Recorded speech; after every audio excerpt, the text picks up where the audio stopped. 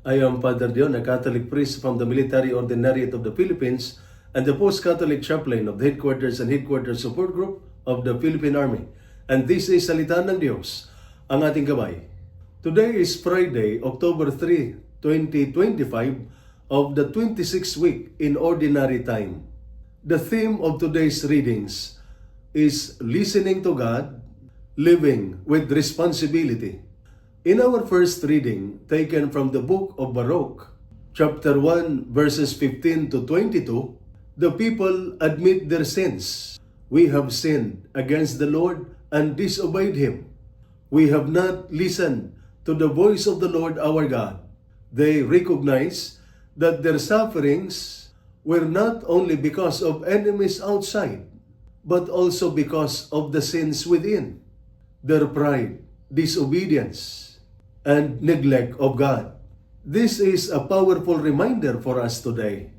The greatest battles we face today are not only against outside forces, but against sin and disobedience within our own hearts.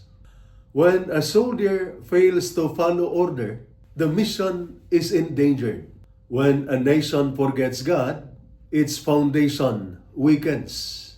But when we humble ourselves, admit our sins, and return to God, His mercy restores us. In the Gospel reading taken from the Gospel of Luke, chapter 10, verses 13 to 16, Jesus gives a stern warning to the towns of Chorazin, Bethsaida, and Capernaum.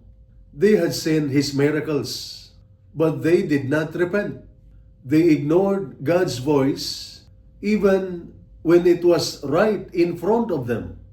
Jesus reminds us, rejecting His word is rejecting Him, and rejecting Him is rejecting the Father who sent Him. This is the point. Responsibility comes with privilege.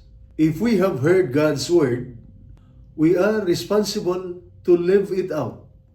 Faith is not just hearing, it is obeying. For our soldiers, this means listening to orders is not optional. It is vital for survival. In the same way, listening to God is not just extra. It is life itself. We must obey His commands with the same discipline and seriousness we give to military duty. For families, this means faith cannot just be words or Sunday prayers. It must be lived in daily patience, forgiveness, and sacrifice. Parents teach their children not only by words, but by example. Baruch therefore reminds us to confess, repent, and return to God. Jesus reminds us to listen, obey, and take responsibility for the word we receive. Let us not be like those who heard but ignored, but like soldiers and families who stand firm in faith, discipline, and obedience to God. And this is Salita ng Diyos, ang ating gabay. Let us pray. Lord God, You are our commander and protector. Teach us to listen to Your word with humility and to obey You with courage and faith. Bless our soldiers with discipline in duty, strength in danger, and integrity in service. Protect their families with unity, patience, and hope, especially in times of waiting and sacrifice. Renew our hearts and let us live as true witnesses of Your love and mercy.